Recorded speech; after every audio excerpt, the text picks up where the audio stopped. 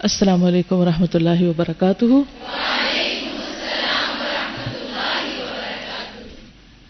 نحمده ونصلی علی رسولہ الکریم، اما بعد فاعوذ باللہ من الشیطان الرجیم، بسم اللہ الرحمن الرحیم۔ رب اشرح لی صدری ویسر لی امری واحلل عقدۃ من لسانی یفقہوا قولی۔ تو یہ بتائیے کہ نسب نامہ کس کس نے یاد کر لی ہے؟ ماشاء اللہ، پڑھیے۔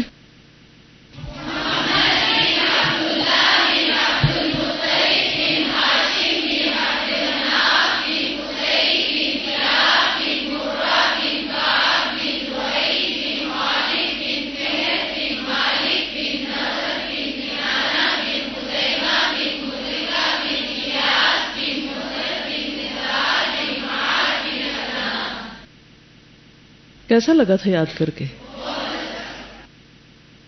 بہت اچھا۔ خیال آیا تھا کہ پہلے کیوں نہیں کیا، اس لیے بچوں کو ابھی سے کروا دیں، ٹھیک ہے نا؟ میں جب بھی یہ حدیث پڑھتی تھی کہ تم اس وقت تک مومن نہیں ہو سکتے جب تک کہ اللہ کے رسول صلی اللہ علیہ وسلم سے ہر انسان سے بڑھ کر محبت نہ کرو، حتیٰ کہ اپنے اولاد اور والدین سے بھی بڑھ کر۔ تو آج جب میں یاد کر رہی تھی تو میں نے کہا مجھے اپنے دادا سے اوپر کسی کا نام بھی نہیں آتا، لکھا ہوا ہے ایک کاغذ میں لیکن پتہ نہیں ہے۔ لیکن اللہ کے رسول صلی اللہ علیہ وسلم کے نسب میں کم از کم ناموں کی حد تک تو پہچان ہے کہ کون کیا تھا، اور اس کو پڑھ کر اور بار بار چونکہ دہرانا پڑا تو اس دہرانے میں ایک عجب لذت تھی اور واقعی ایک محبت محسوس ہوئی۔ اللہ سبحانہ تعالیٰ نے نبی صلی اللہ علیہ وسلم کو خاص طور پر اس نسل میں سے چنا۔ میں یہ بھی سوچ رہی تھی کہ جب ہم درود شریف پڑھتے ہیں تو اس میں ابراہیم علیہ السلام کا نام کیوں لیتے ہیں؟ یہ بات بھی بہت زیادہ واضح ہو کر سمجھ میں آئی، کیونکہ آپ دیکھیے، اللہم صلی علی محمد وعلی آل محمد کما صلیت علی ابراہیم وعلی آل ابراہیم۔ تو آل ابراہیم میں یہ جن کے نام ہم لے رہے ہیں یہ بھی شامل ہو جاتے ہیں، کیونکہ اسماعیل علیہ السلام کی اولاد میں سے ہیں، اور ان کے اندر توحید باقی رہی۔ یہ تو آپ کو معلوم ہے نا کہ پولیٹیکل جو گورننس تھی یا حکومت تھی یا انتظام تھا وہ تو بنو جرہم کے پاس تھا، یعنی پولیٹیکل لیڈرشپ، لیکن ریلیجس لیڈرشپ اسماعیل علیہ السلام کی اولاد میں ہی رہی، حتیٰ کہ بنو خزاع کے پاس آ گئی، اور پھر بنو خزاع میں سے آگے جا کر قصی ایک طرح سے باقاعدہ لیڈر بنا۔ اس کی کیا وجہ تھی کہ اسماعیل علیہ السلام کی اولاد کے پاس پولیٹیکل لیڈرشپ نہیں تھی؟ کوئی ریزن آپ بتائیں گے؟ سوچئے ذرا، کیا وجہ ہو سکتی؟ یعنی جب آپ پڑھ رہے تھے تو آپ کو یہ خیال آیا کہ ایسا کیوں ہوا؟ کیونکہ میں یہ بات 2-3 دفعہ دہرا چکی ہوں پیچھے۔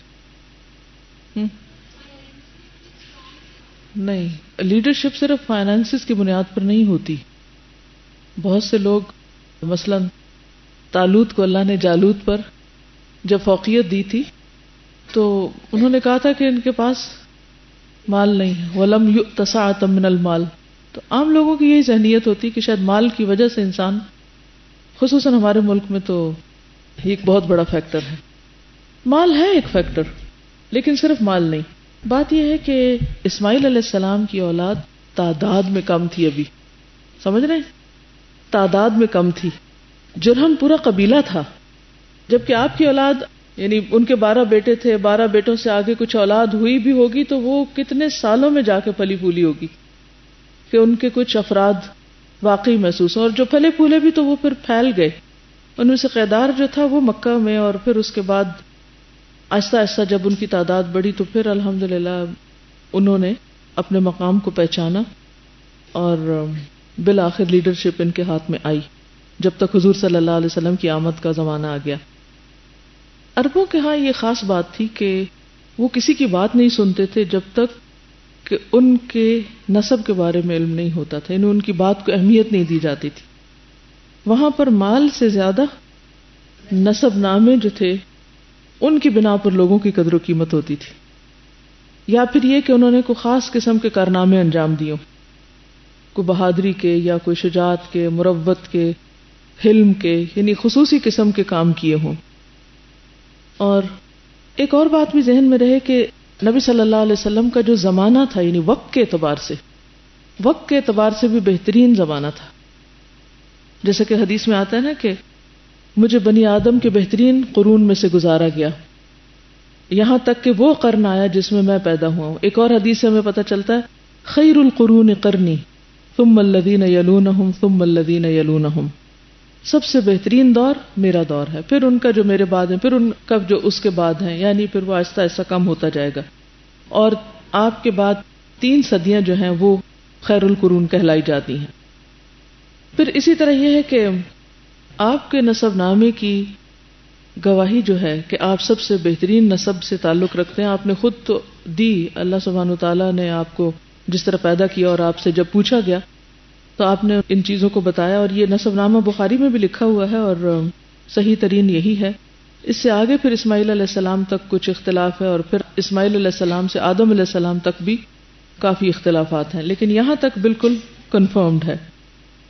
اور آپ نے فرمایا تھا نا کہ اللہ نے آدم کی اولاد میں سے اسماعیل علیہ السلام کی اولاد کو چنا، اور پھر اس میں سے کنانہ کو، اور پھر قریش کو کنانہ میں سے، اور پھر قریش میں سے بنی ہاشم کو، اور مجھے پھر بنی ہاشم میں سے. تو اس چیز کا اعتراف ابو سفیان نے بھی کیا تھا، حالانکہ اس وقت وہ آپ کا دشمن تھا. جب وہ ہرقل کے دربار میں گیا تو ہرقل نے پوچھا کہ آپ کا نسب کیسا ہے، آپ حسب نسب کے اعتبار سے کیسے ہیں؟ تو اس وقت اس نے اعتراف کیا تھا کہ آپ ہم میں سب سے بڑھ کر ہیں حسب نسب کے اعتبار سے. اچھا یہ بتائیے کہ عمرو کو ہاشم کیوں کہا گیا، کس بنا پر؟ ان کا نام تو ہاشم نہیں تھا. شوربے میں روٹی کے ٹکڑے ڈال کے تو وہ کھلاتے تھے حاجیوں کو. یہ کوئی بہت بڑی بات ہے، اٹس اے بگ ڈیل کہ آپ کسی کو کھانا کھلائیں. سخاوت کے معنوں میں اور عربوں کے ہاں تو اس پر لڑائیاں ہوتی تھیں. اور کل میں نے آپ کو بتایا نا کہ ایک طرف جنگ کرتے تھے، دوسری طرف کھانا بھیجتے تھے. ان کے نزدیک کسی کو کھانا کھلانا جو تھا وہ بہت شرف کا کام تھا، اور جس کے حصے میں یہ سعادت آتی تھی کہ وہ حاجیوں کو کھانا کھلائے، وہ اپنے آپ کو بہت خوش قسمت سمجھتا تھا کہ ہم بہت بڑی نیکی کا کام کریں. لیکن اللہ سبحانہ وتعالیٰ نے اس سے بڑی نیکی قرآن میں بتائی، اجعلتم سقایۃ الحاج وعمارۃ المسجد الحرام کمن آمن باللہ والیوم الآخر. یعنی وہ ان چیزوں پہ جھگڑتے تھے، اللہ تعالیٰ نے انہیں اس سے اوپر کی چیزیں دکھائی کہ اللہ پر ایمان، آخرت پر ایمان، اور اللہ کے دین کی خدمت جو ہے یہ اس سے بڑا کام ہے جو تم اپنے لیے اعزاز کا باعث سمجھتے ہو. تو ان کے لیے یقیناً یہ باعث اعزاز تھا. اچھا یہ بتائیے کہ عبد المطلب کو شیبہ کیوں کہا گیا؟ ان کے گرے ہیئر کی وجہ سے. ان کے سر پہ سارے بال سیاہ نہیں تھے، گرے بھی تھے اس وجہ سے. اور عبد المطلب کیوں کہا گیا؟ مطلب ان کے کیا تھے؟ باپ تھے، چچا تھے، کیونکہ وہ ان کو ساتھ لے کر آئے تھے، ان کی والدہ سے لے کر آئے تھے ان کو. تو لوگوں نے دیکھا کہ وہ مطلب ایک بچے کو ساتھ لیے ہوئے آ رہے ہیں جس کی شکل ان سے بہت ملتی نہیں، تو انہوں نے سمجھا کہ شاید کوئی نیا غلام لے کر آئے. تو اس لیے انہوں نے جہاں سے گزرتے وہ کہتے عبد المطلب، تو وہ نام ہی پھر عبد المطلب پڑ گیا، وہی مشہور ہو گیا. یہ بتائیے کہ زمزم کا کنواں تقریباً کتنے سال بند رہا؟ 300 سال تک.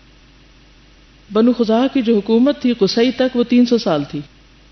اتنا عرصہ یہ کنواں بند رہا تھا. کس کو خواب آیا تھا کہ کنواں کھودیں؟ عبد المطلب کو. انہیں خواب میں کوئی آواز آئی کہ احفر طیبہ، تو انہیں سمجھ نہ آیا کہ یہ طیبہ کیا چیز ہے. دوسرے دن پھر خواب آئی احفر برہ، طیبہ کہتے ہیں پیور چیز کو، اور احفر برہ پریشیس چیز کو کھودو. انہیں سمجھ نہیں آئی کہ یہ کیا کہہ رہے ہیں. تیسرے دن آیا کہ احفر زمزم کو کھودو. تو انہوں نے کہا کہ مجھے تو نہیں پتا کہ وہ کہاں ہے. تو پھر خواب ہمیشہ سمبلز ہوتے ہیں نا جن کو ڈی کوڈ کرنا پڑتا ہے. تو انہوں نے پھر خواب میں پھر دیکھا کہ وہ کہہ رہے ہیں کہ وہ ایسا پانی ہے جو کبھی ختم نہیں ہوگا اور کبھی بھی خشک نہیں ہوگا، اور زمزم وہاں ہے جہاں خون ہے اور سفید کوے کی ٹانگ ہے اور اس طرح کی چیزیں. تو انہوں نے باہر نکل کے تلاش کرنا شروع کر دی وہ جگہ کہ کون سی جگہ. تو دیکھا ایک جگہ پر اونٹ ذبح کیا ہوا ہے اور اس کا ڈنک ہے اور اس کے خون وغیرہ ہے، ہڈیاں ہیں، اور ساتھ سفید کوے کی ٹانگ ہے. تو اس پر انہوں نے کہا کہ یہی جگہ. تو ان کا اس وقت صرف ایک بیٹا تھا، اس کو بلا کر انہوں نے کھودنا شروع کر دیا کنویں کو. اور جو کھودتے گئے تو پانی نظر آ گیا. اس پر جب انہوں نے ہی شاؤٹڈ کہ پانی ہے تو اور قبائل بھی آ گئے کہ ہم بھی شریک ہوتے ہیں ساتھ. تو پھر انہوں نے اس میں ان کو شریک نہیں کیا کہ اللہ تعالیٰ نے مجھے خواب دکھائی. بہرحال پھر اس وقت انہوں نے دعا کی تھی کہ اللہ مجھے 10 بیٹے اگر دے اور وہ لڑنے کے قابل ہو جائیں میری عمر میں میرے سامنے, کیونکہ انہوں نے اپنے آپ کو بہت ویک محسوس کیا جب ایک بیٹے کے ساتھ کنواں کھود رہے تھے, کیونکہ پہلے تو لوگ ہنس رہے تھے کہ اس کے کھودنے کی کیا ضرورت ہے, اور پھر جب انہوں نے دیکھا کہ واقعی کچھ نکل رہا ہے تو پھر جھگڑنا شروع ہو گئے. اچھا یہ بتائیے کہ حبل کہاں تھا, کہاں رکھا گیا تھا؟ خانہ کعبہ کے سین میں نہیں, چھت پہ. آپ کو معلوم ہے کہ اب بھی حبل نام کی ایک چیز ہے, کیا ہے؟ ٹیلیسکوپ ہے جس سے ساری یونیورس کا مشاہدہ کیا جاتا ہے, یعنی جتنی بھی پاسبل ہے. تو میں سوچتی ہوں کہ حبل کیوں نام رکھا گیا ہے, کس مناسبت سے؟ کیونکہ یہ پہلا بت تھا جو عربوں میں آیا تھا اور شریک ہو گیا تھا خدا کے. تو اب نیا حبل پھر شریک ہو گیا ہے, لوگوں کے لیے ایک شریک کی حیثیت رکھتا ہے کہ لوگ وحی سے آئی ہوئی معلومات کے مقابلے میں اس پر زیادہ ایمان رکھتے ہیں اور یقین رکھتے ہیں. آپ کے نسب نامے میں یہ جو ہاشم ہیں ان کی خاص خصوصیت کیا تھی کھانا کھلانے کے علاوہ؟ انہوں نے 2 کام اور بھی کیے تھے. باقاعدہ ٹریڈ کے لیے ضمانتیں حاصل کی تھیں دوسرے ملکوں سے. اور مدرکہ کا نام مدرکہ اس لیے کہتے ہیں کہ ایک دفعہ ان کے اونٹ بھاگ گئے تھے تو یہ دور تک ان کے پیچھے بھاگتے رہے حتیٰ کہ جا کے پکڑ لیا. مضر سرخ رنگ کو کہتے ہیں. تو ان کو ورثے میں جو چیزیں ملی تھی ان کا رنگ سرخ تھا تو اس سے ان کا نام پھر مضر پڑ گیا. یہ معد بن عدنان جو ہیں, معد جو ہے یہ اس وقت موجود تھے جب بخت نصر کا دوسرا حملہ ہوا تھا اسرائیلیوں پر, لیکن اس نے ان پر حملہ نہیں کیا. یہ یرمیاہ نبی کے دوست بھی تھے, یعنی یہ اس وقت کا واقعہ, لیکن اس سے آگے بھی کئی نسلیں ہیں. چلیے پیج 32 فرسٹ پیراگراف ہوں. بسم اللہ الرحمن الرحیم. الحمد للہ وکفا وسلام علی عبادہ الذین اصطفیٰ. آپ صلی اللہ علیہ وسلم کے والد گرامی عبداللہ عبد المطلب کے سب سے خوبصورت, پاک دامن اور چہیتے لڑکے تھے. کون؟ عبداللہ. انہیں ذبیح بھی کہا جاتا ہے. اس کی وجہ یہ ہے کہ زمزم کی کھدائی کے دوران میں جب کنویں کے نشانات برآمد ہوئے تو قریش نے بھی عبد المطلب کے ساتھ شرکت کرنی چاہی اور اس کے لیے ان سے جھگڑا کیا جو بڑی مشکل سے فروغ ہو سکا. یہ دیکھ کر عبد المطلب نے نظر مانی کہ اگر اللہ نے ان کو 10 لڑکے دیے اور ہر ایک مقابلے کے لائق ہوا تو ان میں سے ایک کو وہ اللہ کی راہ میں ذبح کر دیں گے. اب اللہ کا کرنا ایسا ہوا کہ ان کی یہ مراد پوری ہو گئی. چنانچہ انہوں نے سب لڑکوں کے درمیان قرہ ڈالا.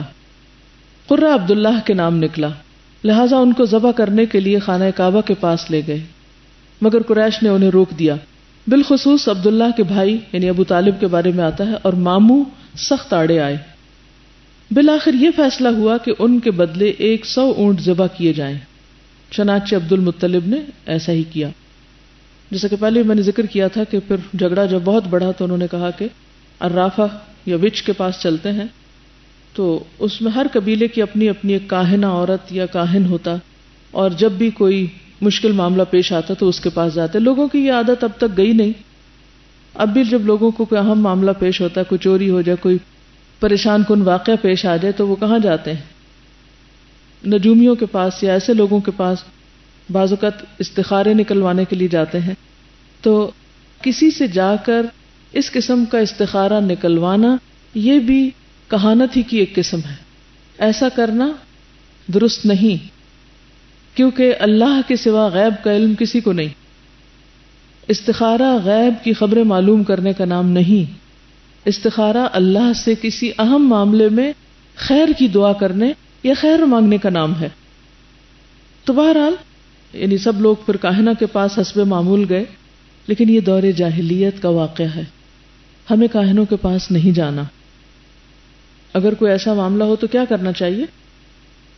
اللہ سے دعا کرنی چاہیے کہ اللہ تعالیٰ تو اس معاملے کی حقیقت ہم پر کھول دے.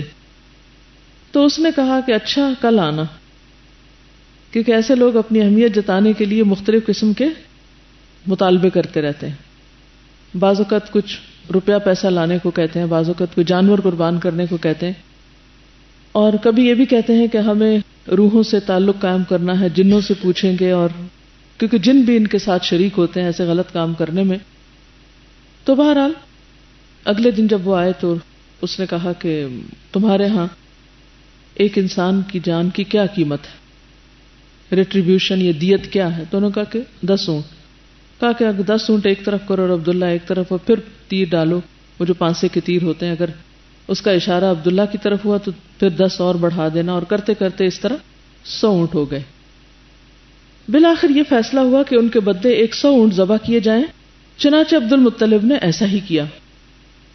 اسی لیے آپ صلی اللہ علیہ وسلم کو 2 ذبیحوں کی اولاد کہا جاتا ہے. ایک ذبیح حضرت اسماعیل علیہ السلام تھے اور ایک آپ صلی اللہ علیہ وسلم کے والد عبداللہ. اسی طرح آپ کو 2 فدیہ دیے گئے بزرگوں کی اولاد بھی کہا جاتا ہے، کیونکہ حضرت اسماعیل علیہ السلام کو مینڈھے کا فدیہ دیا گیا تھا اور آپ کے والد کو 100 اونٹوں کا. عبداللہ کی شادی آمنہ بنت وہب سے ہوئی، جو اس وقت قریش کی سب سے بلند پایہ خاتون تھی. ان کا باپ وہب بھی بنو زہرہ کا سردار اور عالی نسب تھا. آمنہ شادی کے بعد ہی امید سے ہو گئی. ادھر کچھ عرصے بعد عبد المطلب نے عبداللہ کو تجارت کے سلسلے میں مدینہ یا شام بھیجا. واپسی پر وہ مدینہ میں انتقال کر گئے اور انہیں نابغہ زبیانی کے مکان میں دفن کر دیا گیا.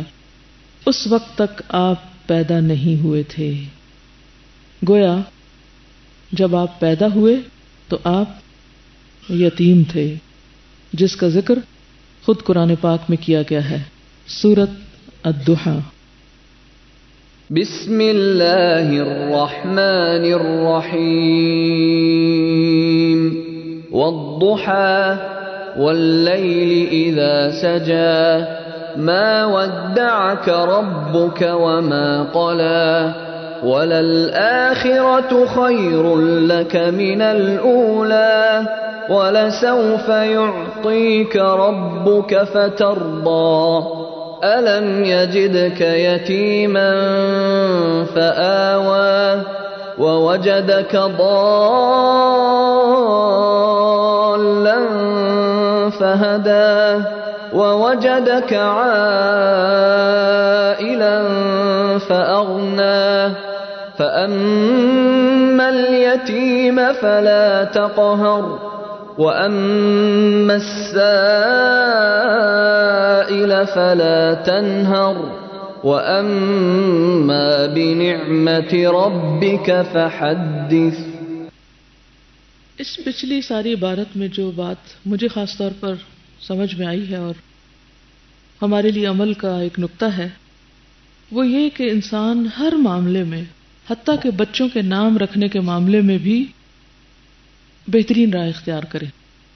عبد المطلب کے 11 بیٹے تھے. پہلے تو حارث تھے، 10 اور ہوئے. ان کے مختلف نام تھے، ابو لہب، ابو طالب، حارث، جعفر اور بھی. لیکن ان میں سے حضور صلی اللہ علیہ وسلم کی پیدائش کے لیے کن کو چنا گیا؟ عبداللہ کو. اور یہ نام سب ناموں میں سے بہترین نام تھا.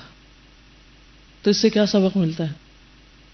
بامعنی نام رکھے، ہمیشہ صرف نئے ناموں کی تلاش میں نہ رہے، اچھے نام رکھے. عبداللہ اور عبد الرحمن اللہ تعالیٰ کے پسندیدہ ناموں میں سے ہیں. والدہ کا نام بھی آپ دیکھیں، آمنہ.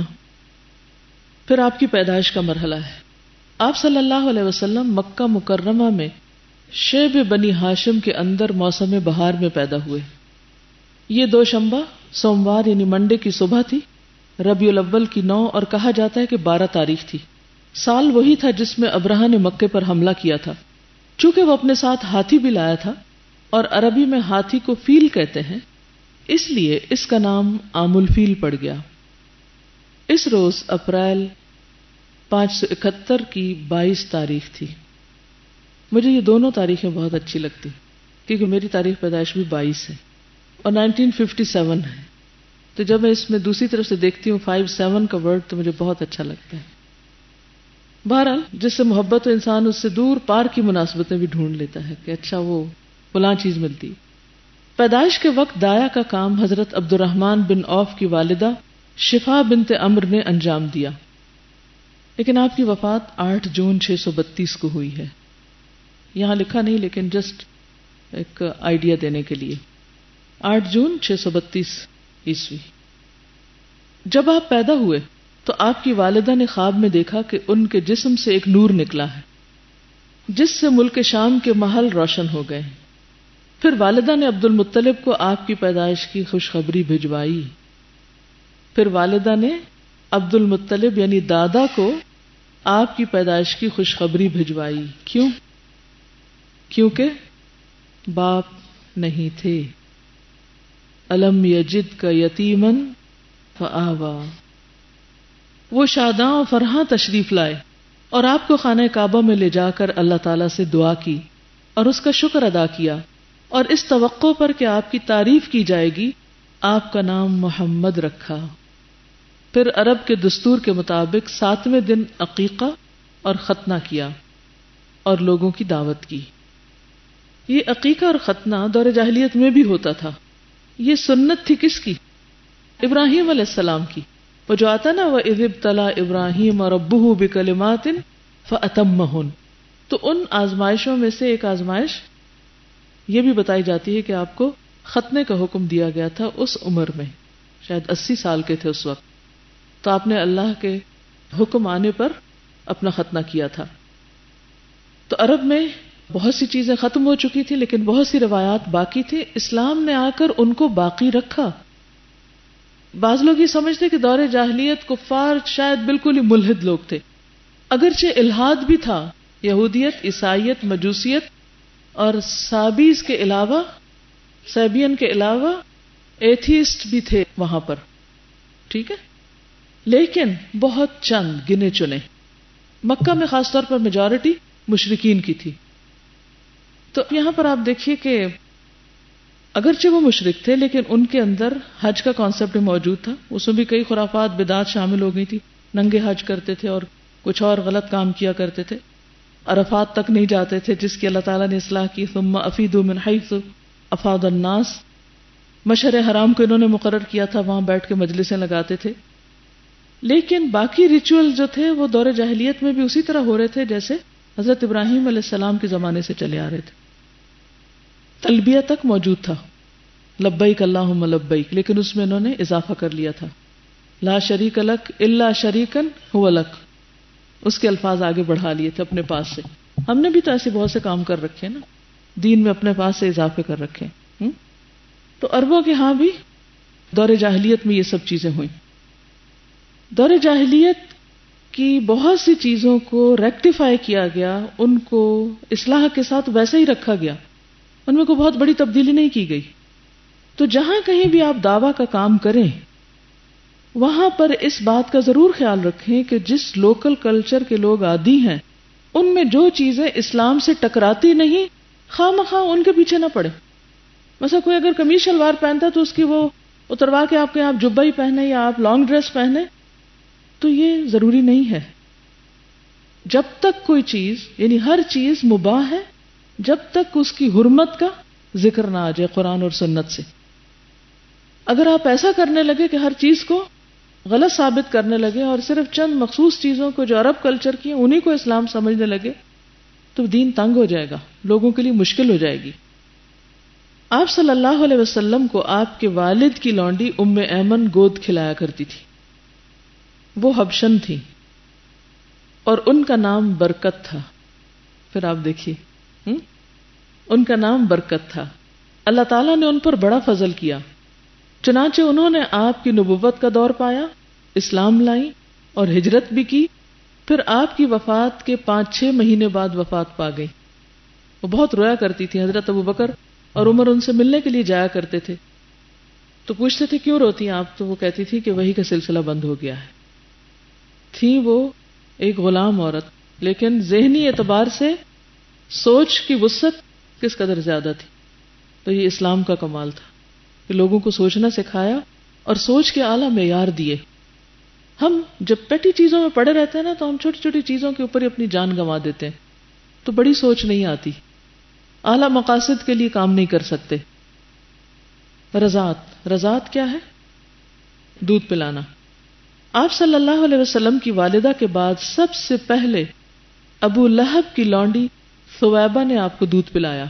یہ صوبیہ نہیں ہوتا، ثویبہ ہوتا ہے۔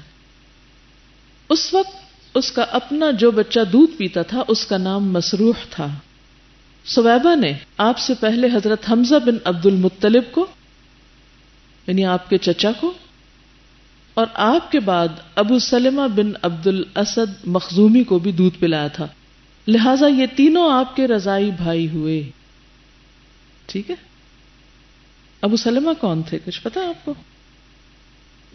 ام سلمہ کے شوہر، تو وہ بھی آپ کے رضاعی بھائی تھے، اور حمزہ بن عبد المطلب بھی آپ کے رضاعی بھائی تھے۔ یہ جو ثویبہ ہیں ابو لہب کی لونڈی، جب حضور صلی اللہ علیہ وسلم کی پیدائش ہوئی تو اس لونڈی نے جا کر ابو لہب کو خبر دی تھی، تو بہت خوش ہوا، اور اس نے ہاتھ کے اشارے سے، انگوٹھے اور اس انگلی کے ہاتھ کے اشارے سے اس کو کہا تھا کہ تم آزاد ہو۔ ابو لہب کی وفات کے بعد، یہ واقعہ بخاری میں آتا ہے، ابو لہب کی وفات کے بعد اس کے کسی رشتہ دار نے اس کو خواب میں دیکھا اور پوچھا تمہارا کیا حال ہے؟ تو کہنے لگا کہ جب سے تم سے جدا ہوا ہوں ایک دن بھی آرام نہیں پایا، ایک دن بھی آرام نہیں پایا، سوائے اس کے کہ ثویبہ کو آزاد کرنے کے بدلے مجھے یہاں سے پانی پلایا گیا، اور اس نے انگوٹھے اور اس کے قریب کی انگلی کے درمیان ایک سوراخ کی طرف اشارہ کیا۔ یہ ہوتا نا چھوٹا سا، یہ لکیر کے اوپر سوراخ سا، کیونکہ اس نے اس کو یوں کہا کہ تم آزاد ہو۔ تو یہ آزادی اس نے دی تھی اس خبر کے سننے کی خوشی میں کہ بھتیجا پیدا ہوا ہے۔ اس سے کیا سیکھا آپ نے؟ اللہ تعالی کسی کی نیکی کو ضائع نہیں کرتے۔ غلاموں کو آزاد کرنا ایک بہت بڑی نیکی، کسی بھی غلام جان کو آزاد کرنا، اور وہ بھی حضور صلی اللہ علیہ وسلم کی ولادت پر، آپ کی آمد کی خوشی پر۔ بہت سے لوگ اس سے میلاد کا کانسیپٹ نکال لیتے ہیں، وہ کہتے ہیں چونکہ ابو لہب کو مرنے کے بعد صرف اتنا سا آرام ملا آپ کی پیدائش کی خوشخبری میں غلام آزاد کرنے پر، تو ہم کیوں نہ اس دن بڑے بڑے کھانے پکائیں۔ اول تو یہ ہے کہ خواب کے اندر سے کوئی شرعی حکم نہیں نکالا جا سکتا، کوئی اخلاقی اصول یا کوئی خوشخبری یا کوئی خبر تو لی جا سکتی ہے، لیکن شرعی حکم نہیں ہوتا اس پہ کوئی کہ اس کی بنا پر ہم شریعت میں کوئی تبدیلی کر ڈالیں، کہ چونکہ بخاری میں ایسی کوئی روایت آئی ہے تو اس بنا پر اب ہم میلاد منانا شروع کر دیں اور پھر بڑے بڑے کھانے بنانے شروع کر دیں، یا اس دن کوئی خصوصی صدقہ خیرات کریں۔ اگر ایسا ہوتا تو پھر آپ صلی اللہ علیہ وسلم ہمیں بتانا نہ بھولتے۔ آپ کی زندگی میں 62 بار تو یہ دن آیا ہی تھا آپ کی پیدائش کا، پھر صحابہ کی زندگی میں بھی آیا، لیکن کسی نے ایسا کوئی کام نہیں کیا۔ زیادہ سے زیادہ جو اس واقعے سے ہم سیکھ سکتے ہیں وہ یہ کہ اللہ تعالیٰ کسی کا بھی احسان یا نیکی کو ضائع نہیں کرتے، اور ابو لہب نے جہاں دشمنی کی تھی وہاں اگر دور جاہلیت میں کوئی اچھا کام کیا تھا تو اس کے بدلے اس کو وَمَن يَعْمَلْ مِثْقَالَ ذَرَّةٍ خَيْرًا يَرَهُ، بس اتنی سی بات۔ حلیمہ سعدیہ کی گود میں، اب یہ بھی سعدیہ ہیں، پھر نام دیکھیے، اور حلیمہ، ایک آمنہ ہے، ایک حلیمہ ہے، ایک برکت ہے، ام ایمن ہے، سارے ہی خوبصورت نام ہیں آپ کے ارد گرد۔ عرب کے شہری باشندوں کا دستور تھا، عرب کی آبادی 2 حصوں پر مشتمل تھی، ایک حضری اور ایک بدوی۔ حضری شہری اور بدوی گاؤں کے رہنے والے، دیہاتی۔ تو شہری کون لوگ تھے؟ شہری کون تھے؟ اب بھی آپ دیکھیں کہ جو لوگ گاؤں میں رہتے ہیں نا، وہ شہر میں رہنے والوں کو شہری کہتے ہیں۔ شہری لوگ ایسا کرتے ہیں، شہری ایسا، معلوم نہیں آپ نے کبھی سنا یا نہیں، ٹھیک ہے نا؟ تو اس دور میں بھی یہ تقسیم موجود تھی۔ تو جو شہری لوگ ہوتے تھے وہ اپنے بچوں کی زبان کی حفاظت کے لیے، ان کی اچھی تربیت کے لیے ان کو گاؤں میں بھیج دیا کرتے تھے. ٹھیک ہے. عرب کے شہری باشندوں کا دستور تھا کہ وہ اپنے بچوں کو شہری بیماریوں سے بچانے کے لیے، خصوصاً مکہ میں چونکہ دنیا بھر سے لوگ آتے تھے تو وہاں وبائیں پھیل جاتی تھیں. اب بھی پھیلتی ہیں نا. بہت سے لوگ حج کے بعد، عمرے کے بعد کھانسی وغیرہ کو تحفہ لے کر آتے ہیں. تو جو مکہ کے رہنے والے تھے، اب بھی جب مجھے کچھ مکہ کے رہنے والوں سے ملنے کا اتفاق ہوا، حج کے زمانے میں وہ اپنے گھر خالی کر کے ادھر ادھر اپنے صحرائی علاقوں میں یا ملک کے باہر نکل جاتے ہیں. تو وہ ان کو دودھ پلانے کے لیے بدوی عورتوں کے حوالے کر دیا کرتے تھے تاکہ ان کے پٹھے مضبوط اور ان کی عربی زبان خالص اور ٹھوس ہو جائے. اس سے ایک بہت اہم اصول نکلتا ہے کہ بچوں کی اچھی زبان پر بچپن سے ہی زور دینا چاہیے، یا بچپن سے ہی اس کی اہمیت دینی چاہیے. دیکھیے، میں ایک خاتون ہوں اور خواتین کو سیرہ پڑھا رہی ہوں، اس لیے میں زیادہ تر جو لیسنز نکالوں گی وہ آپ سے متعلق ہوں گے کہ ہمیں کیا کرنا چاہیے اپنے بچوں کے ساتھ، کیونکہ ہمارے اوپر سب سے بڑی بھاری ذمہ داری کیا ہے؟ بچوں کی اچھی تربیت. تو اس لیے وہ سارے ہیرے یہاں سے لے لیجئے اور ساری چیزیں تلاش کر لیجئے کہ جس سے ہمیں اپنے کاموں میں آسانی ہو اور بہتری ہو اور آئندہ نسلوں کی بھلائی ہو. تو عرب اس چیز کے اوپر بہت توجہ دیتے تھے، اور اس کے لیے وہ دودھ پیتے بچے کو ماں سے الگ کر کے دور دراز بھیج دیتے تھے. اس سے ایک بات تو یہ پتہ چلتی ہے کہ بچے کی زبان انفینسی سے ہی شروع ہو جاتی ہے وہ سیکھنا. یعنی بچہ انفینسی سے ہی، یعنی بالکل چھوٹی عمر میں، دودھ پیتی عمر میں ہی بولنا سیکھنے لگتا ہے. سن سن کے وہ جو سنتا ہے وہ سب اس کے اندر جذب ہو رہا ہوتا ہے. اس لیے ماؤں کو خاص ہدایت ہے کہ بچوں سے توتلی زبان میں ہرگز بات نہ کریں. یہ ان پہ انتہائی ظلم ہے. کئی بچے اچھے بھلے بڑے ہو کر بھی توتلا بول رہے ہوتے ہیں، اور اس قدر گھبراہٹ ہوتی ہے مجھے. کہتی کتنا ظلم کیا ان کے ماں باپ نے ان پر. اگر بچہ کوئی لفظ توتلا بول رہا ہے اور نہیں بول پا رہا تو آپ صحیح بول بول کر ریپیٹ کروا کے اس کی زبان درست کرائیے.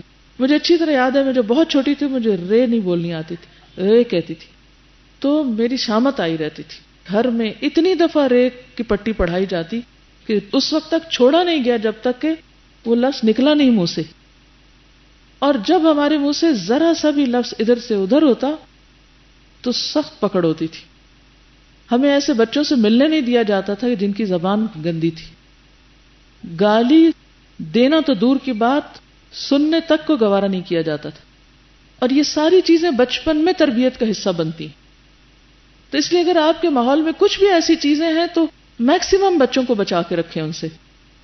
اسی طرح بہت چھوٹی عمر میں بچوں کو مختلف زبانیں سکھائیں. کیا کر سکتے ہیں آپ؟ اب تو الحمدللہ اتنی فیسلٹیز ہیں. اگر آپ کی اردو اچھی نہیں تو بچوں کو اردو کے لیکچرز آپ اردو میں سنوائیں. اگر آپ کو عربی بولنا نہیں آتی تو بچوں کو عربی میں لیکچر سنوائیں. یوٹیوب پہ بہت لیکچرز ہیں عربی کے، بالکل چھوٹے بچوں کو. وہ سی ڈی جس کا ذکر میں نے پہلے بھی کیا تھا، صحیح بخاری کی، جسے پوری بخاری آڈیو میں ہے، وہ اپنے بچوں کو شروع سے لگ کے سنوا دیں. پوری کی پوری سن لیں گے. جیسے آپ یہی سمجھیں کہ میں اس سنت کو تازہ کر رہی ہوں جو پہلے زمانے کی خواتین کیا کرتی تھی کہ بڑے بڑے محدثین کی مجلسوں میں اپنے بچوں کو لے کر جاتی اور حدیث سنواتی تھی اور ان کا نام لکھواتی تھی باقاعدہ اس سرٹیفکیٹ کے اندر کہ انہوں نے بھی مجلس اٹینڈ کی ہے. اسی طرح کچھ اور زبانیں بھی جو آپ کے ارد گرد اویلیبل ہوں، مثلا پشتو ہے یا پنجابی ہے یا سندھی ہے یا جس بھی جگہ پر آپ رہتے ہیں، لوکل زبانوں کو بھی ضرور اہمیت دیں تاکہ آپ کا بچہ ان زبانوں سے بالکل ایلین نہ ہو. کیونکہ کسی بھی قوم کے اندر پینیٹریٹ کرنے کے لیے اس کی زبان کا جاننا بے حد ضروری ہے.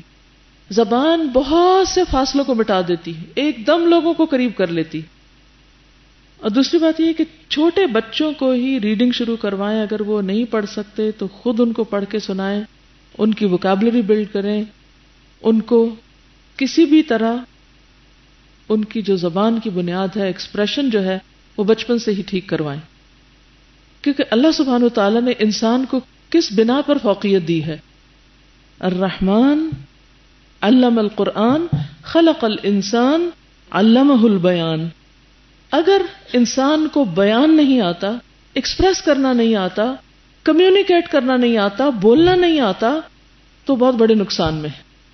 اور پھر بولنے کے بعد لکھنا آنا چاہیے. اللہ نے قلم کی قسم کھائی. جس کو اللہ نے یہ صلاحیت دی ہو وہ اس نعمت کا پورا پورا استعمال کرے اور ہر روز کچھ نہ کچھ ضرور لکھے. اس سے فائدہ کیا ہوگا کہ کوئی بھی کام ایک دن میں نہیں آتا. اگر آپ چاہیں نا کہ ایک دن میں آپ پرفیکٹ رائٹر بن جائیں تو یہ نہیں ہو سکتا.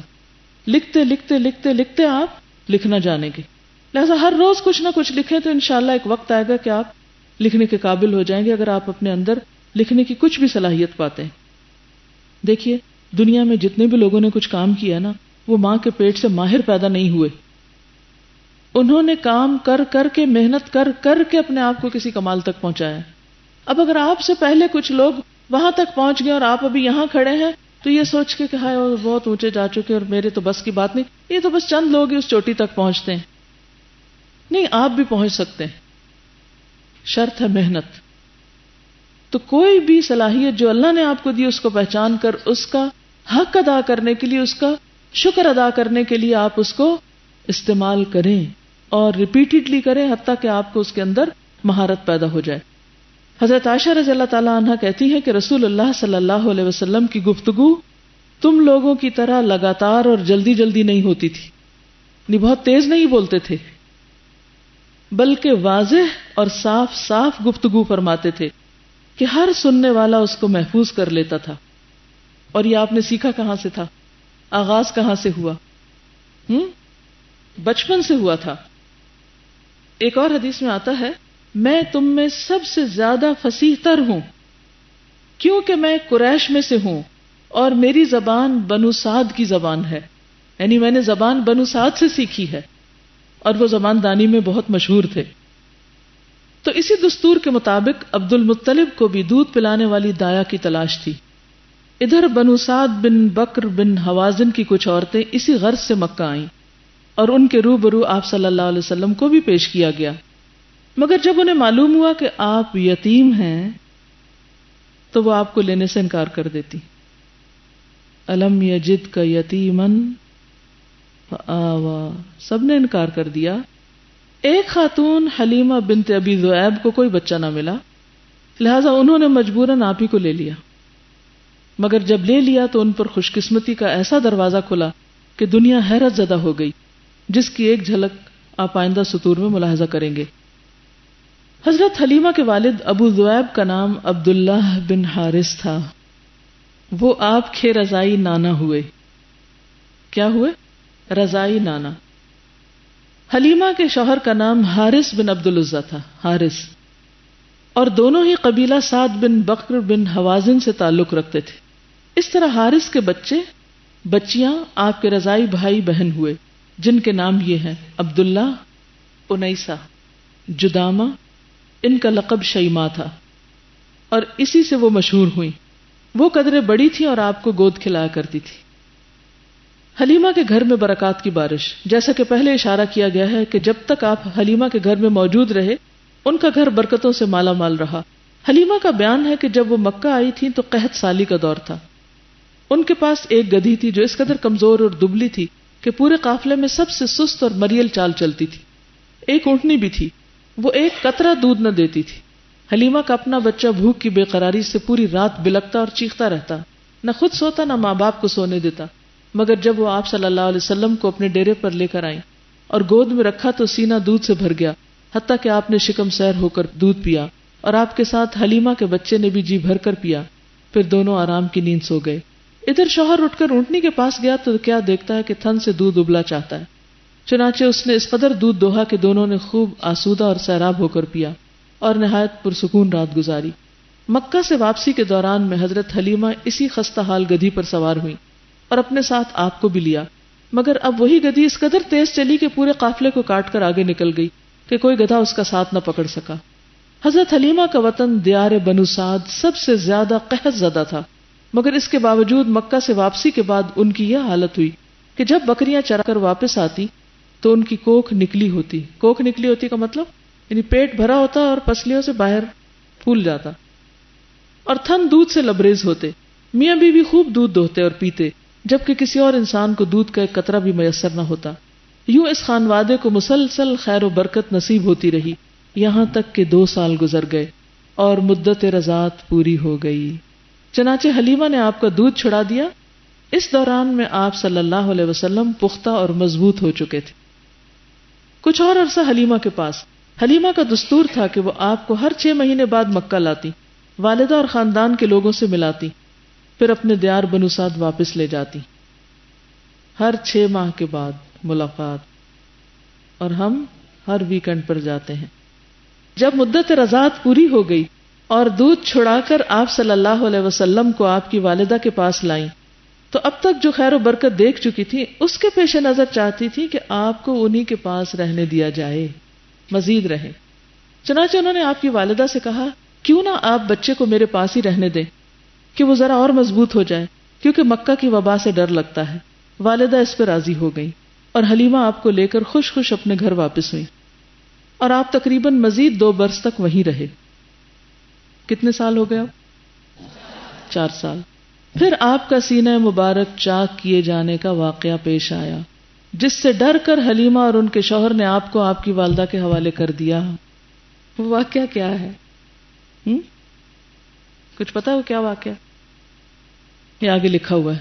انس بن مالک کا بیان ہے، آپ بچوں کے ساتھ کھیل رہے تھے کہ جبریل علیہ السلام تشریف لائے اور آپ کو لٹا کر سینہ چاک کر دیا. پھر آپ کا دل نکالا اور اس میں سے ایک لوتھڑا نکال کر فرمایا یہ شیطان کا حصہ تھا جو نکال دیا گیا. پھر دل کو سونے کے تشت میں زمزم کے پانی سے دھو کر جوڑ دیا اور اسی جگہ پلٹا دیا. یہ کیا ہو رہا تھا؟ Heart surgery. ادھر بچے دوڑ کر آپ کی ماں یعنی دایا کے پاس پہنچے اور کہنے لگے کہ محمد صلی اللہ علیہ وسلم کو قتل کر دیا گیا. وہ لوگ جھٹ پہنچے تو دیکھا رنگ اترا ہوا تھا.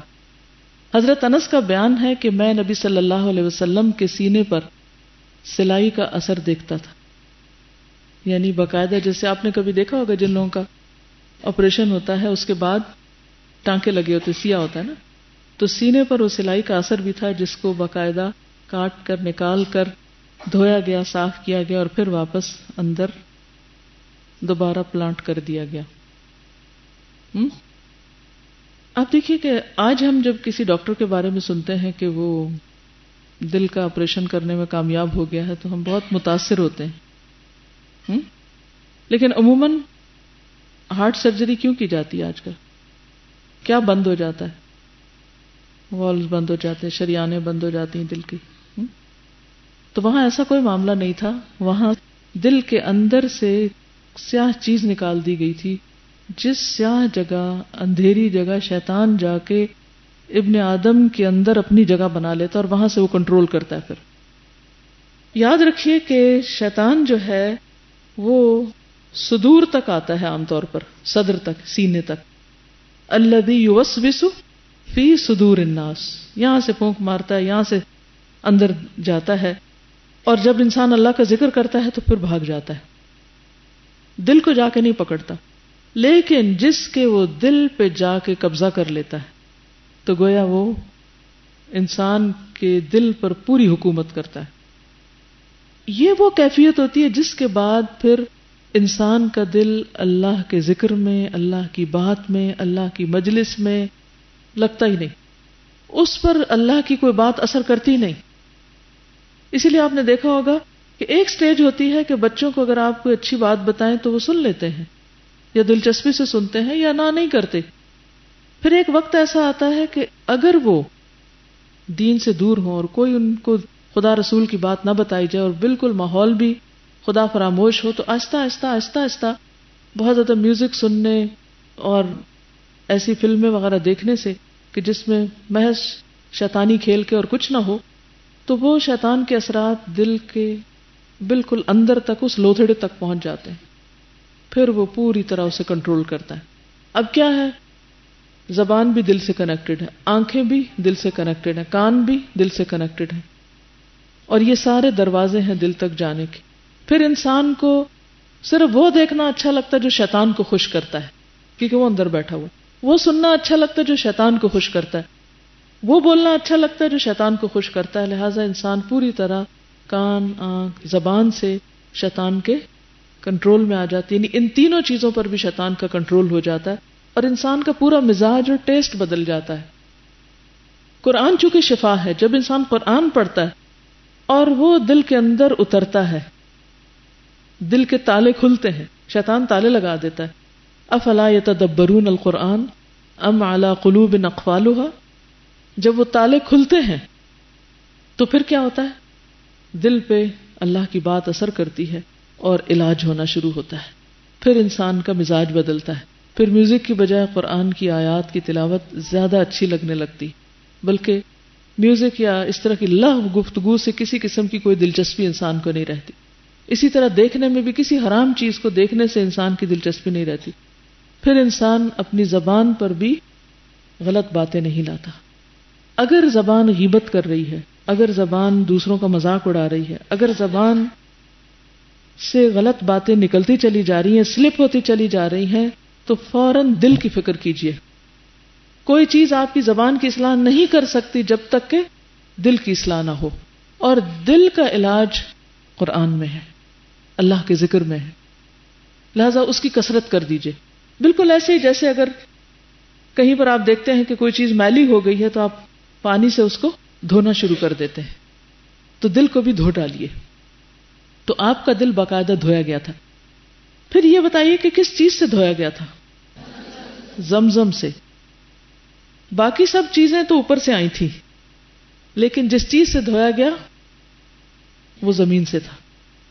اس لیے اس پانی میں آج بھی شفا ہے. حدیث میں آتا ہے جس مقصد کے لیے اس کو پیا جاتا ہے وہ اس کو پورا کرتا ہے. اگر زمزم کے پانی سے آپ کا دل دھویا گیا تھا تو کیا آج بھی دل کی بیماریوں کا علاج، ڈپریشن کا علاج زمزم کے پانی سے نہیں کیا جا سکتا؟ یقیناً کیا جا سکتا ہے. تو اس میں ہمیں ایک اشارہ یہ بھی ملتا ہے. جی آپ کچھ فرمائیے. جی ہاں، جیسے حضور صلی اللہ علیہ وسلم کو، اور صرف آپ کو نہیں بلکہ عرب کے تو سب سرداروں کے ہاں یہی رواج تھا کہ وہ بچوں کو ایسے گھرانے میں پالتے تھے کہ جہاں وہ سخت جان بنے. ٹھیک ہے نا، سخت جان بنانے کے لیے ان کو آب و ہوا سخت ہو، لغت درست ہو، بھاگے دوڑے کھلی ہوا فضا میں رہیں اور سٹرونگ بنے. اس کے برعکس ہم بالکل الٹ تربیت کرتے ہیں اور اس کو محبت کا نام دیتے ہیں. میں نے کئی ظالم ماؤں کو دیکھا ہے، وہ 2-2 سال تک بچوں کو گود اٹھائے پھرتی ہیں. کچھ عرصہ پہلے مجھے ایک بچے کو دیکھنے کا اتفاق ہوا، شاید 9 مہینے کا، تو اس کو بیٹھنا نہیں آتا تھا. بھئی کیا بات ہے؟ وہ ماں اکیلی تھی، اسے پتہ ہی نہیں تھا، اس نے کبھی اس کو بٹھایا ہی نہیں تھا، بچے کو بیٹھنا ہی نہیں آیا. ہم کیوں نہیں بٹھاتے؟ ہائے گر جائے گا، اس کے بعد گردن بل پڑ جائے گا، ادھر لڑک جائے گا، وہ ہو جائے گا. نہ کوئی بتانے والا، نہ کرنے والا. پھر اسی طرح چھوٹی سی بات ہوئی تو چپ کرانے بیٹھ گئے، ایکسٹرا لاڈ، اور چھوٹی چھوٹی بات پہ توتلی باتیں کر کے اس کو اور بیکار کرنا. اور پھر یہ کہ جو مانگے وہ دیے چلے جانا، ان کی ہر خواہش پوری کرنا، ان کو بد مزاج بنانا. آپ دیکھیں کہ ابراہیم علیہ السلام نے جب اپنی نسل کو اس گھر کے پاس چھوڑا تھا، کیا کہا تھا انہوں نے؟ انی اسکنت من ذریتی بواد غیر ذی زرع عند بیتک المحرم. پرائرٹیز کچھ اور تھی نا. ایسی جگہ چھوڑا جہاں کچھ بھی نہیں تھا کھانے کو. اور آپ کو معلوم ہے کہ اسماعیل علیہ السلام کو جب پیاس لگی اور وہ اتنا تڑپ رہے تھے پین سے اور اتنا رو رہے تھے کہ وہ تاریخ میں آتا ہے کہ وہ الٹ پلٹ ہو رہے تھے درد سے، اور ماں کا دل کٹا چلا جا رہا تھا، جس کی وجہ سے وہ پھر دوڑ رہی تھی صفا مروہ پہ. صفا اور مروہ 7 چکر. آپ میں سے جس نے حج عمرہ کیا ہے 7 چکر لگاتے ہوش آ جاتی. اور جب بچہ رو رہا ہو سامنے، سوچئے اس عورت پہ کیا گزر رہی تھی، لیکن وہ صبر کہ زبان سے کچھ نہیں نکالا. ہمیں تھوڑی سی بھی حج میں تکلیف ہوتی ہے تو ہم سب کچھ بولنا شروع کر دیں، ایسا کیوں اور ایسا کیوں. اور واقعی حج کے سارے سفر میں نے خود جب پہلی دفعہ کیا تھا تو ہوش گم ہو گئے تھے، سخت پریشان ہو گئی تھی کہ یہ سب ہے کیا، ایسا کیوں ہے. لیکن بات یہ ہے کہ اللہ تعالیٰ کیا بنانا چاہتا ہے، ہم کو سخت جان بنانا چاہتا ہے، اور ہم اس کا مقصد ہی نہیں سمجھتے. اس عورت کے اس صبر کی وجہ سے، اس بھاگ دوڑ کی وجہ سے اللہ سبحانہ وتعالیٰ نے اس حج کے اندر، عمرے کے اندر صفا مروہ کا چکر فرض کر دیا کہ اس کے بغیر نہ عمرہ نہ حج ہے، لازم کر دیا. اور اس وقت وہ اکیلی دوڑ رہی تھی، وہاں کوئی سنگ مرمر کے فرش نہیں تھے اور اے سی کوئی نہیں لگے ہوئے تھے، نہ چھت تھی اوپر، چلچلاتی دھوپ ہوگی. اور گرمی کی شدت میں بچہ پاس تڑپ رہا ہے, کوئی سایہ نہیں, درخت بھی کوئی نہیں ہے. ذرا سوچیے آپ کیسی سخت حالت تھی. اور ان کے اس صبر کا نتیجہ کہ آج ملینز آف پیپل سال میں اس جگہ کے اوپر دوڑتے ہیں. ایک دفعہ اگر حضرت حاجرہ کو اٹھا کر دکھایا جائے وہ منظر کہ دیکھو تمہارے صبر کا پھل کتنا میٹھا ہے. یہ آثار ہے نا, مرنے کے بعد یہ آثار رہ جاتے ہیں انسان کے صبر کے, استقامت کے, نیکی پہ جمے رہنے کے, حالات کتنے بھی مشکل کیوں نہ ہوں. انہوں نے ایک دفعہ نہیں پکارا, نہیں کہا کہ ابراہیم کہاں چھوڑ گئے ہو مجھے, اور میں کس شاہ کی بیٹی تھی اور میرے ساتھ یہ کیا ظلم کیا. وہ کہتے ہیں میں نے تو اپنے بچے کو یہاں اس لیے بھیجا تیرے گھر کے پاس لیقیم الصلاۃ. سب سے پہلے اسپرچل نیڈز کا اہتمام, پھر اس کے بعد وارزقہم من الثمرات فزیکل نیڈز, پھر وجعل افئدۃ الناس تہوی الیہم ایموشنل نیڈز کہ لوگ ان سے محبت کریں. یہی نیڈز ہوتی ہے نا انسان کی. اور پھر اس کے بعد ظاہر ہے کہ جب حضور صلی اللہ علیہ وسلم کے لیے دعا مانگی تو اس میں انٹلیکچوئل نیڈز وہ کون سی تھی؟ کتاب اور حکمت کی تعلیم, حکمت, وزڈم, ڈیپتھ کے اندر آیا ہوا نالج, سب کچھ مانگا. بظاہر اس دعا کو دیکھیں تو پتہ چلتا ہے کہ کیا کیا مانگ رہے ہیں, سب کچھ کور ہو جاتا ہے. لیکن یہ سب کچھ کہاں مانگ رہے ہیں جہاں بظاہر ابھی کچھ بھی نظر نہیں آ رہا. مقصد کیا ہے؟ بچے کو سخت جان بنانا. اچھا, اب اگر آپ دیکھیں کہ ہمارے ہاں کسی بچے پر اگر کسی وجہ سے کوئی ایسی حالت آ جاتی کہ ماں نہیں ہے, وہاں ماں پاس نہیں ہے, نانی پال رہی ہے, دادی پال رہی ہے, ماں پڑھ رہی ہے یا کسی اور کام میں ہے, یا ماحول ٹھیک نہیں ہے جہاں وہ رہ رہی ہے, یا شوہر کا انتقال ہو گیا تو ماں کو کہیں اور جانا پڑ گیا. ایسے میں بس مائیں عام طور پر بچے کو دیکھ دیکھ کے روتی رہتی ہیں اور سمجھتی ہیں کہ سب سے بڑھ کر ان پہ ظلم ہو گیا, حالانکہ اللہ تعالیٰ کسی خاص چیز کے لیے تیار کر رہا ہوتا ہے. تو یاد رکھیے, آپ زیادہ اکثریت یہاں نوجوان بچیوں کی بیٹھی ہوئی ہے کہ جنہیں آئندہ نہیں پتا کہ شادی کے بعد کیسے شوہر ملے, کیسا گھر ملے, کیسے بچے ہوں, کھانے کو ہو یا نہ ہو, کون سے حالات ہوں. کبھی سیلف پٹی کا شکار نہ ہو. دنیا کی چیزوں پہ مت روئیں, انسانوں کی بے وفائی پہ مت روئیں. اگر اللہ آپ کے ساتھ ہے تو ہر چیز آپ کے پاس ہے. اور ایسے مواقع پر جب آپ صبر کریں گے, اگر آپ دیکھیں گے کہ آپ کے بچے کے پاس نہیں ہے وہ کھانے کو جو کسی کے بچے کے پاس ہے, مت آنسو بہائیں کہ ہائے میرا بیچارہ معصوم بچہ, اس کو تو کھانے کو کچھ ملا نہیں اور دوسرے تو آئس کریم کھا رہے ہیں. کل پرسوں میں یہاں سے گزری تو آئس کریم گری ہوئی تھی صبح کے وقت, ارلی مارننگ, ابھی شاید سورج بھی نہیں نکلا تھا, تو وہ گری ہوئی تھی شاید ایک دن پہلے کی, کہیں دوپہر شام کو, آس پاس تھوڑی بہت چیونٹیاں تھیں. اب یقین کریں کہ وہ ایسے لگ رہا تھا جیسے پینٹ کا کوئی ڈبہ پھٹا ہے اور اس کے کوئی نشان پڑے ہوئے نیچے فرش پہ, اور اس کی جھاگ اور اس کا کلر سب کچھ دوسرے دن تک ویسے کا ویسا پڑا ہوا تھا. اس کو دیکھ کے اتنا میرا دل خراب ہے کہ ہم مائیں اپنے بچوں پہ یہ ظلم ڈھا رہی ہیں, یہ رنگ ان کو کھلا رہی ہیں اور یہ جھاگ ان کو کھلا رہی ہیں, اور اتنے زیادہ پریزرویٹیوز کہ اگلے دن تک اس آئس کریم کا سوائے اس کے کہ اس میں سے وہ برف پگھل گئی, کچھ بھی نہیں بگڑا ہوا تھا, ایز اٹ از تھا.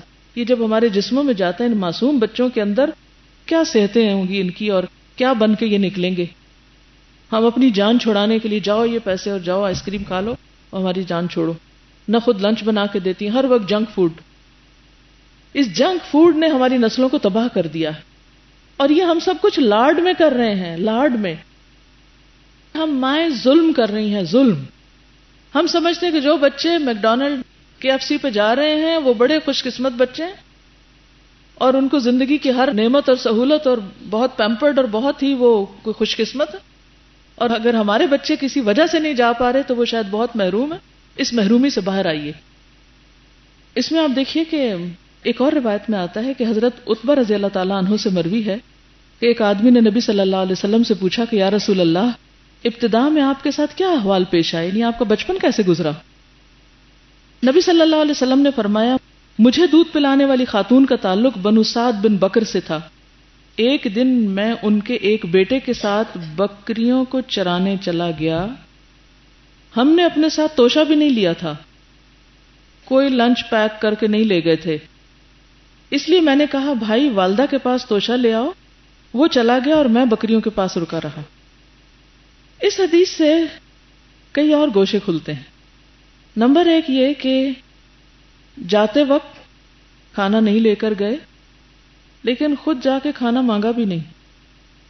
بھائی کو بھیجا کہ تم جاؤ لے آؤ، اور خود ایک بڑی ذمہ داری کو نبھایا. عمر کیا تھی؟ 4 سال. 4 سال کی عمر میں بکریوں کے پیچھے جا رہے ہیں بھائی کے ساتھ. وہ شاید بچہ بڑا ہو، اور اس کو بھیجا کہ تم جا کے وہ لے آؤ، اور خود میں بکریوں کو دیکھتا ہوں، میں کام کرتا ہوں، تم جاؤ کھانا لے آؤ. ڈیسیژن خود لیا. سمجھداری کا عالم دیکھیں. ہمارا تو 4 سال کا بچہ پکڑ کے اسے کہا ذرا بکری پہ ہاتھ تو لگاؤ، تو وہ چیخیں مار کے دوڑے.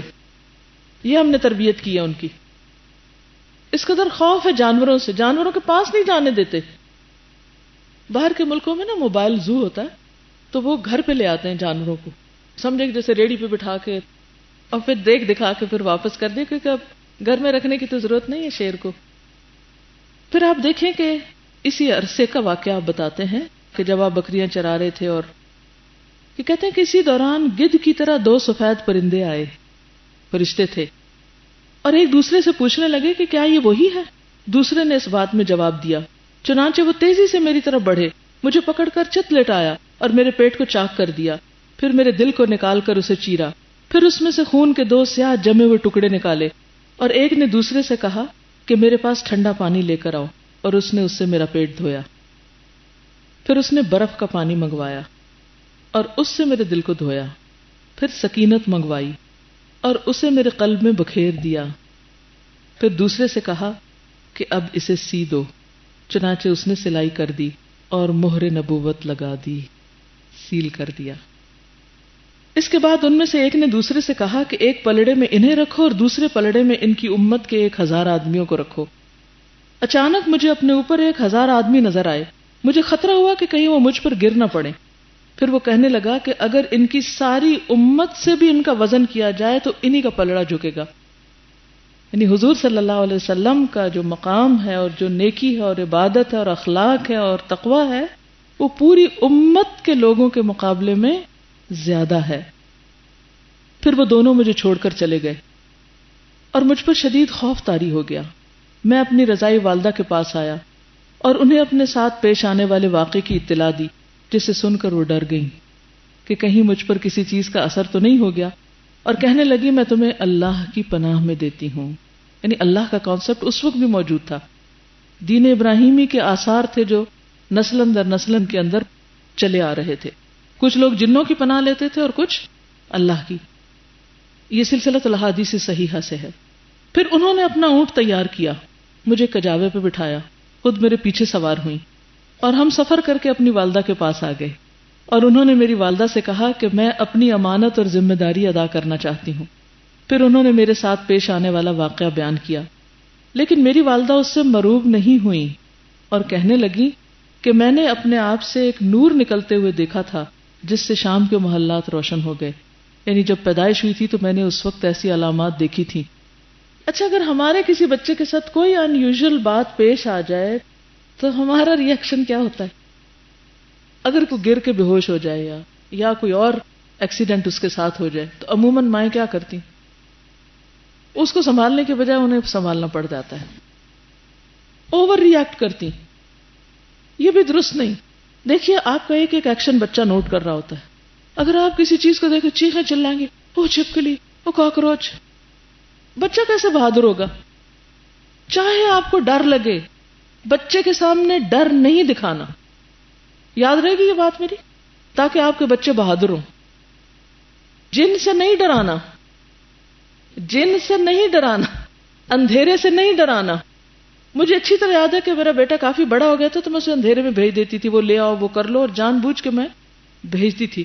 حتیٰ کہ اس کا انٹریکشن اور بچوں کے ساتھ ہوا اور انہوں نے جن اور پتہ نہیں کس کس کی باتیں شروع کی، تو پھر اس نے اندھیرے میں جانا چھوڑ دیا کہ نہیں وہاں جن ہوتا ہے. تو میں نے کہا وہ کیا ہوتا ہے؟ تو بات یہ ہے کہ یہ سب کچھ ماؤں سے شروع ہوتا ہے.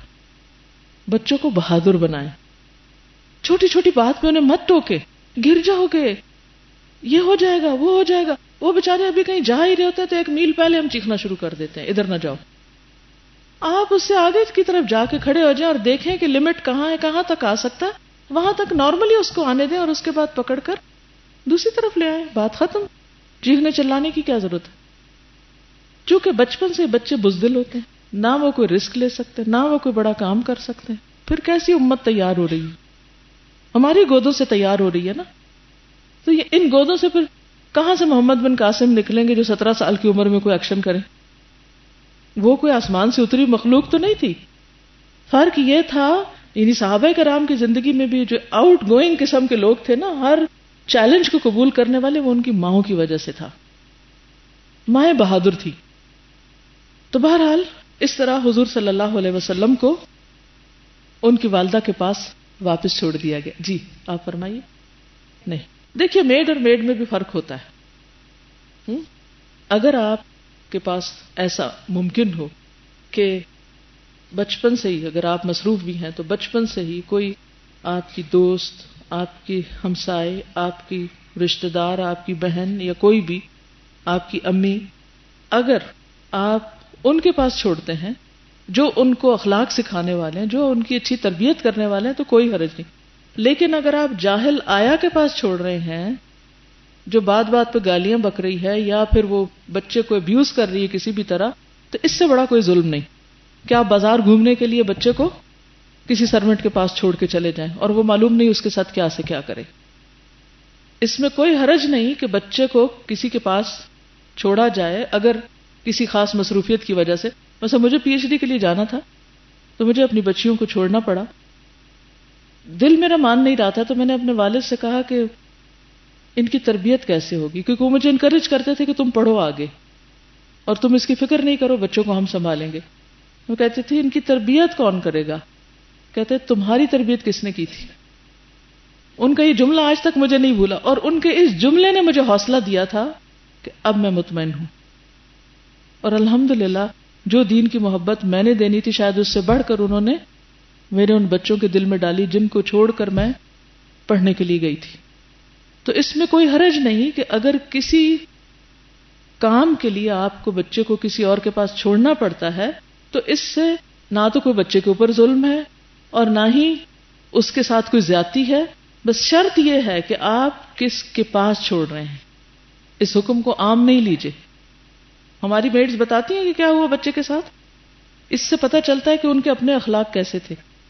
یعنی خود حلیمہ سعدیہ کے اخلاق کیسے تھے جن کی گود میں حضور صلی اللہ علیہ وسلم پل رہے تھے، کہ جب انہوں نے سنا کہ آپ کے ساتھ یہ واقعہ پیش آیا ہے اور وہ ڈری تو انہوں نے کہا کہ میں تمہیں اللہ کی پناہ میں دیتی ہوں. تو بہرحال بات یہ ہے کہ یہی بچپن کے اثرات تھے کہ جن کی وجہ سے آپ صلی اللہ علیہ وسلم کے اندر یہ تمام چیزیں پیدا ہوئیں. ماں کی آغوش محبت میں اس واقعے کے بعد آپ کو مکہ پہنچا دیا گیا اور آپ نے اپنی ماں کے سایہ محبت میں اپنے خاندان کے اندر تقریباً 2 برس گزارے. 2 سال. ٹھیک ہے. پھر والدہ، دادا اور ام امن کے ساتھ مدینے کا سفر کیا جہاں آپ کے والد کی قبر بھی تھی اور دادا کا ننیال بھی شیبہ کا. آپ مدینے میں 1 ماہ رہ کر واپس ہوئے تو راستے میں آپ کی والدہ بیمار ہو گئیں اور ابوا پہنچ کر رحلت کر گئیں. انہیں وہیں دفن کر دیا گیا. الم یجدک یتیما فآوا، دادا کے سایہ شفقت میں. اب بوڑھے عبد المطلب آپ کو لے کر مکہ پہنچے. ان کے دل پر آپ کی اس نئی مصیبت کے احساس کا گہرا زخم تھا. چنانچہ آپ کے لیے ان کے دل میں ایسی رقت پیدا ہوئی کہ خود ان کے اپنے بیٹوں کے لیے ویسی رقت نہ تھی.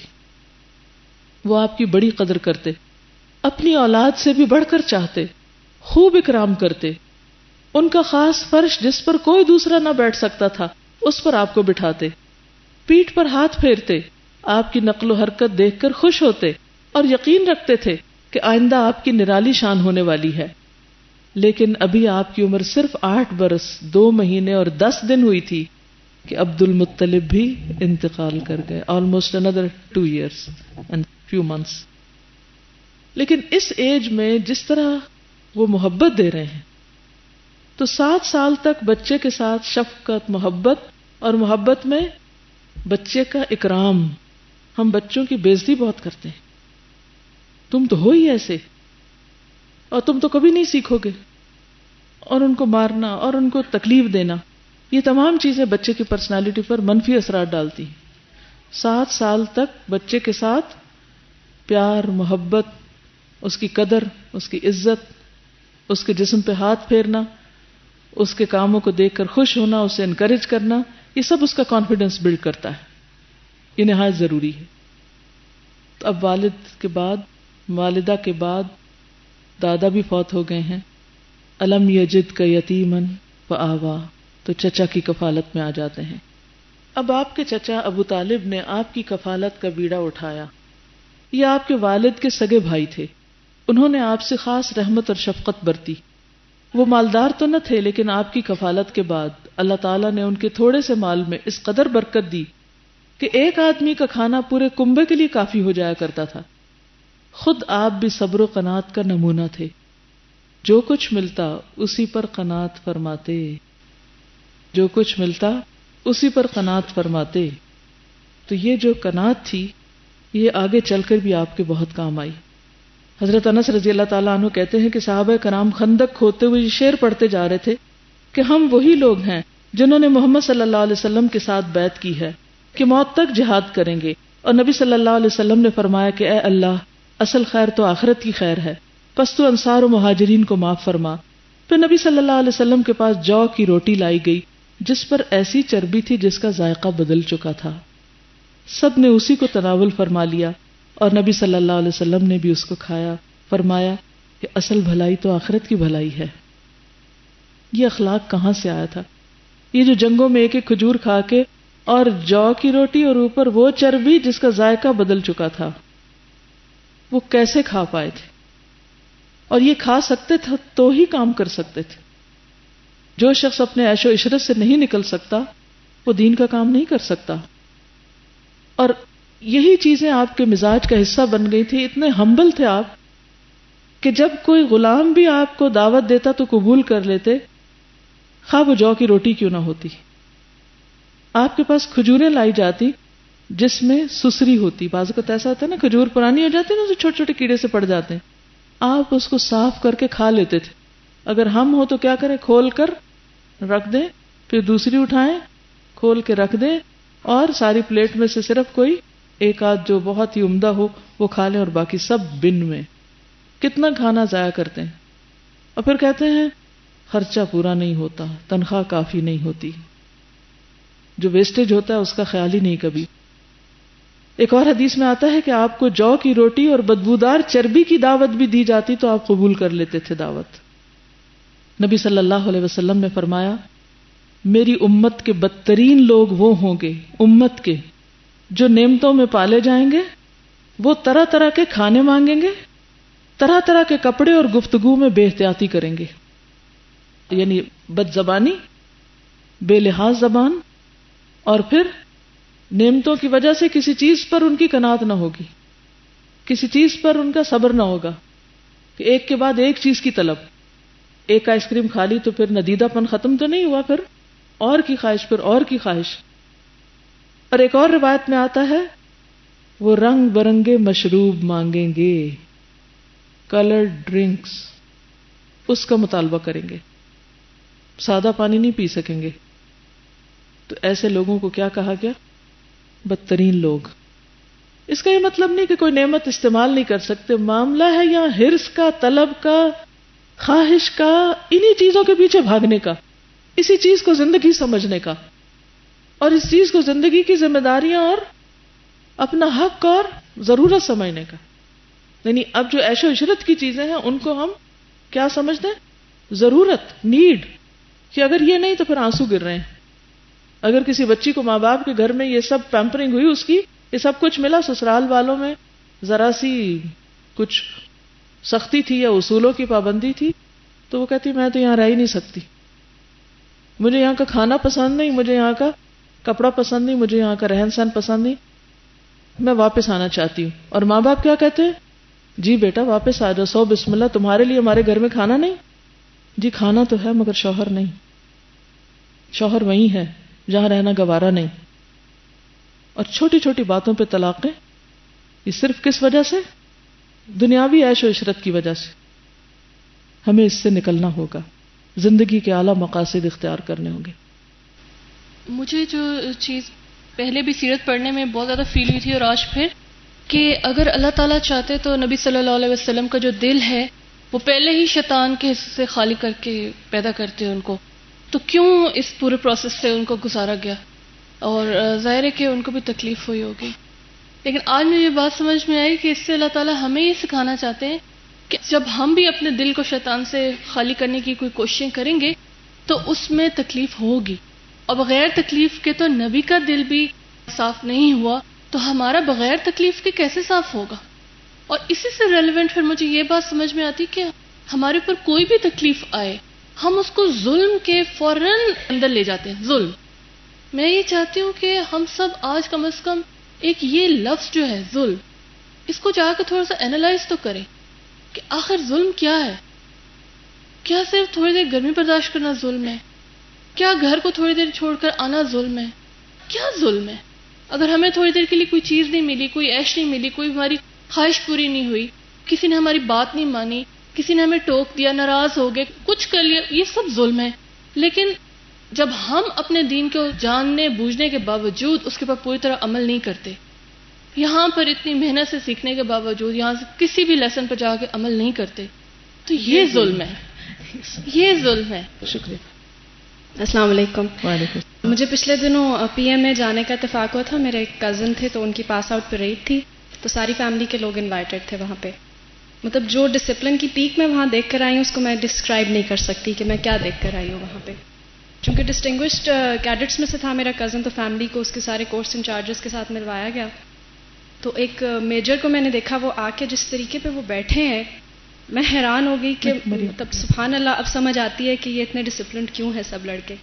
تو انہوں نے وہاں پر ایک چھوٹی سی بات کہی جس کو مطلب میں آپ سب کے ساتھ شیئر کرنا چاہوں گی، کہ ان لڑکوں کو سکھانے کے لیے ہمیں 2 سال کا عرصہ درکار ہوتا ہے۔ 1 سال ہم ان کو پریڈ اور جو مطلب عسکری ٹیکٹکس ہیں وہ سکھاتے ہیں، اور 1 سال اس چیز کو سکھانے میں لگتا ہے جو ان کو گھروں سے سیکھ کے آنی چاہیے تھی۔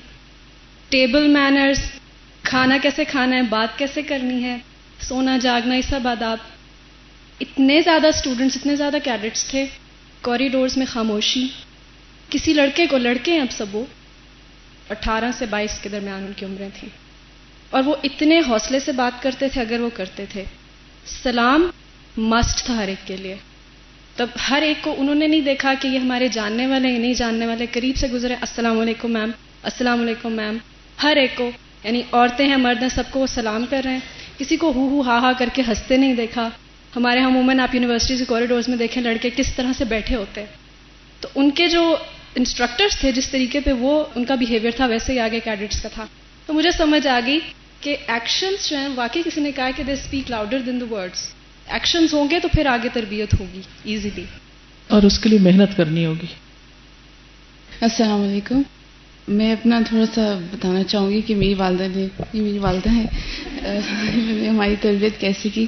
ایف اے میں تھی تو میرا کار ایکسیڈنٹ ہوا تھا، اور سیویئر بیک ایک مجھے سٹارٹ ہوئی تھی، تو اب کیونکہ ان کو کلاس میں جانا تھا اور پیچھے کوئی تھا نہیں جو میری ٹیک کیئر کرے، تو انہوں نے مجھے کہا کہ اچھا اٹھ کے کھڑا ہو کے دکھاؤ، تو میں کھڑی ہو گئی، بہت پین تھی۔ کہتی اچھا اپنی گردن کو گھماؤ، میں رائٹ گھمائی، کہتی لیفٹ گھماؤ، کہتی بیٹھ جاؤ، میں بیٹھ گئی، کہتی اس کا مطلب ہے تم کلاس میں آ سکتی ہو۔ میں ان کی شکل مل کر ایک تو اتنی طبیعت خراب، ایکسیڈنٹ ہوا ہے، مجھ سے تو ہلا بھی نہیں جا رہا، لیکن جب یہ سب کچھ میں نے کیا تو شی ٹک می ٹو دا کلاس، اور مجھے کہا جا کے تم وہاں پیچھے آرام سے بیٹھ جاؤ۔ اور اس دن جو آیات ہیں وہ یہ تھی کہ جو بھی مصیبت آتی ہے وہ اللہ کی طرف سے آتی ہے، تو ان آیات نے مجھے اتنا حوصلہ دیا۔ میں یہ سوچ رہی تھی کہ میں گھر میں بیٹھی ہوتی تو میں شاید بس کلاس میں بیٹھی ہوتی تو ہم دونوں میں سے کوئی بھی نہ کچھ سیکھ سکتا۔ تو ایسے بہت سے واقعات ہیں جن کی، یعنی اگر ہم بیمار ہیں یا ہمارے پر کوئی پریشانی ہے تو شی وڈ جسٹ سے کہ جس ریلیکس، اللہ کے اوپر توکل کرو اور اپنا کام جاری رکھو، حاوی نہ کرو اپنے۔ میرے بچے جب کبھی گرتے تھے، چوٹ کھاتے تھے تو میں ادھر دیکھنے لگتی تھی، میں نے دیکھا ہی نہیں، خود اٹھو خود سنبھالو۔ یعنی محبت صرف یہ نہیں ہوتی کہ ہم ہر وقت بچھے جائیں اور انہی کے پیچھے پیچھے پیچھے ان کو دیکھتے رہیں، ان کو اپنے آپ کو خود بھی سمجھنے دیں، انڈیپینڈنٹ بھی ہونے دیں، خود سوچنے کا موقع بھی دیں۔ ان کی جگہ ہم ہی نہ سوچتے رہیں، ان کی جگہ ہم ہی نہ کرتے رہیں.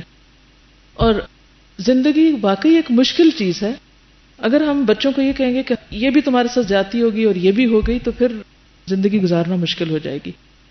اوکے، جزاکم اللہ خیرن. سبحانک اللہم و بحمدک، نشہد ان لا الہ الا انت، نستغفرک و نتوب الیک. السلام علیکم و رحمۃ اللہ وبرکاتہ.